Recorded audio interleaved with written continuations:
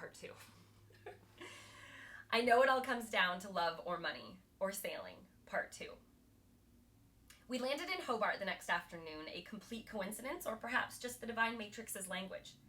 Visiting Tassie was the only request my beloved daddy had made for what we were all aware could be the Proffitt's last visit to Australia if Scott and I couldn't meet in the middle.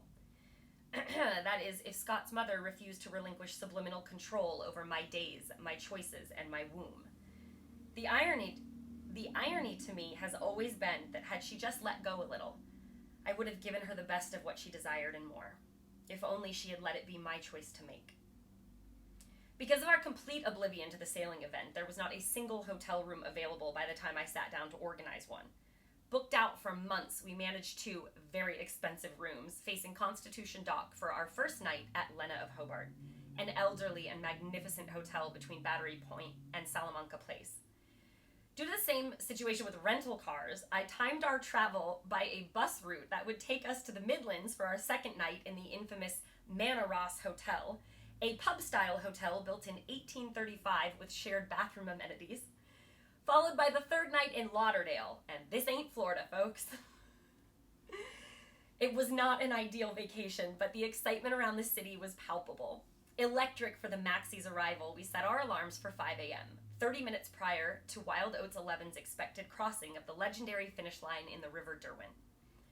No alarm necessary, though, as the commentators were already out on the loudspeakers, blaring into our hotel windows.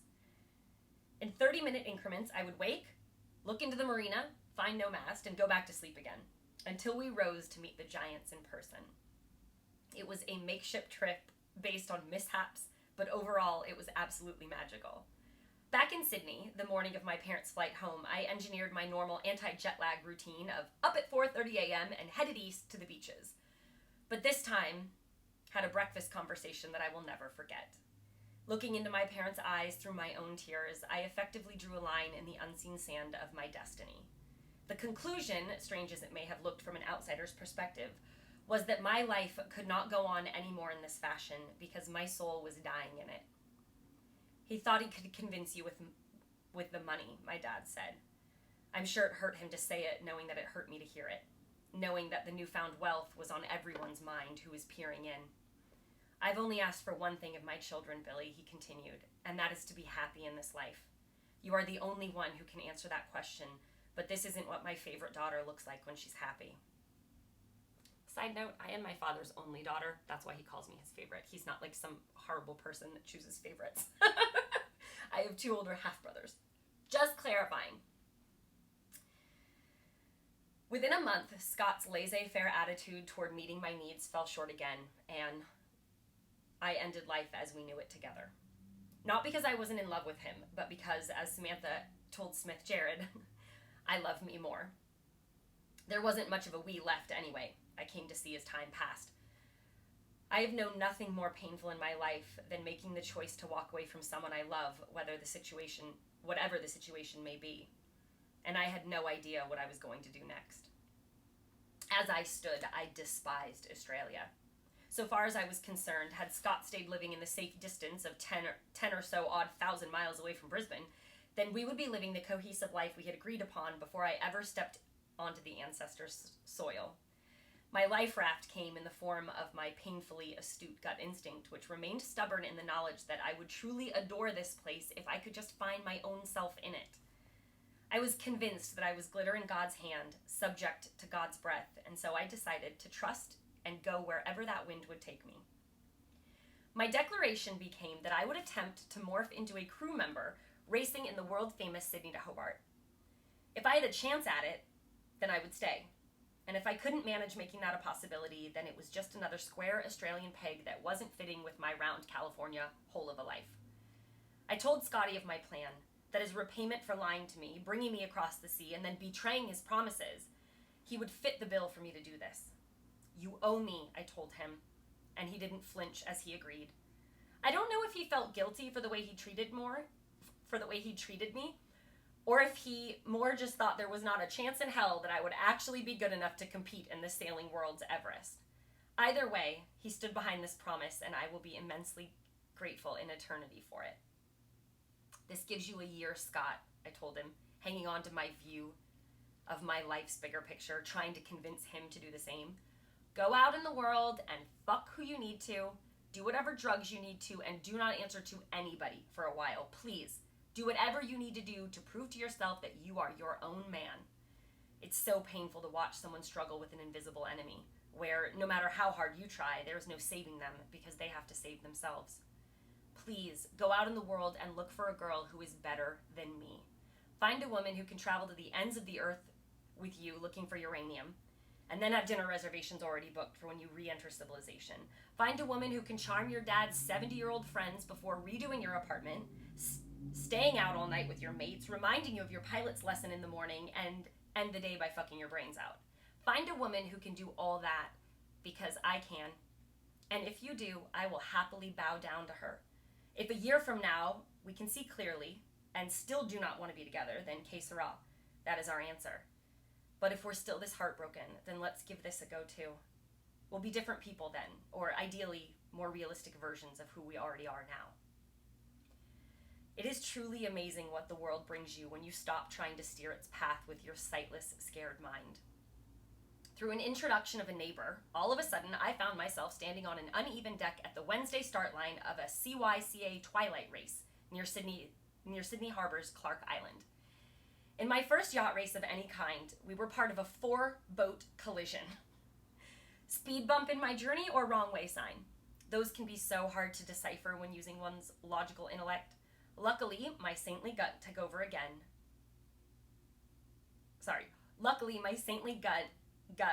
again took control, propelling me deeper into my journey, and speed bump it was as, knock on wood.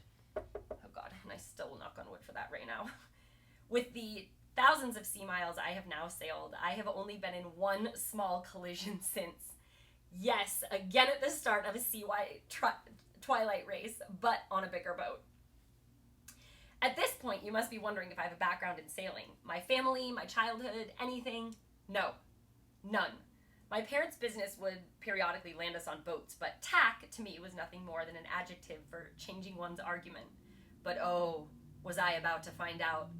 I wasn't only learning a new sport in a foreign country, but I was also learning a new language in a foreign culture. In 10 short months, I resurfaced my lifestyle and made sailing my number one priority. Had I not, I don't believe I would have reached the other side of my very public and very pass-or-fail intention. Would I be windburnt and dehydrated, clinking glasses with my new social circle at Customs House come New Year's Eve? Or would I not? My parents stood together with Scotty and his as they all waved me off the dock the morning of Boxing Day 2013. My only regret being that he was not waiting for me 4 days later on the other end. Did he follow my crew on Yacht Tracker? Did he ignore the event entirely after our goodbye that day? Did he worry about me? Most likely, I will never get those answers, but I am happy just knowing myself all the better. You asked me what Hobart was like. Did you want the facts? I inquired as he drove me back to my car. This is my boss. Sorry, you can't see like the breaks in time. Then on day 1, 94 racing monohulls left Sydney Harbour, turning right around South Head for 600 plus nautical miles of racing in champagne sailing weather that we flew across Bass Strait in a day at over 20 knots, surfing the rollers on the Sydney 46 named Malagai, sail number NZ1. Then on day 2, we smashed into a wall of storm. Southerly winds gusting at over 40 knots that we fought against for the next 3 days in 5 to 6 meter swells all the way down the east coast of Tasmania. That our bowman, a skilled sailor whom they flew out from New York, made the passing comment to me that if we'd had a carbon rig, we'd have lost it by now. That as we took on more and more water, our bilge pump broke, and amongst bailing it with cut-off water bottles, I nearly flew off the stern in a wave, but instead swallowed my own vomit. That by the time we pulled up to Constitution Dock in Hobart, we had our group of loved ones waiting with a sign, a handful of cases of beer, and many, many hugs. That in time, with the calculated handicap, we placed 5th in our division. Those things are all true of what Hobart was like, but it doesn't do it justice for me. The emotional intelligence I gained from that experience will serve me for a lifetime, across all facets of my life. It made me a better person. Listing the wind direction and number of tacks can't ever emulate a soul's journey through them. No, I think your first answer was perfect, he said. And he was right.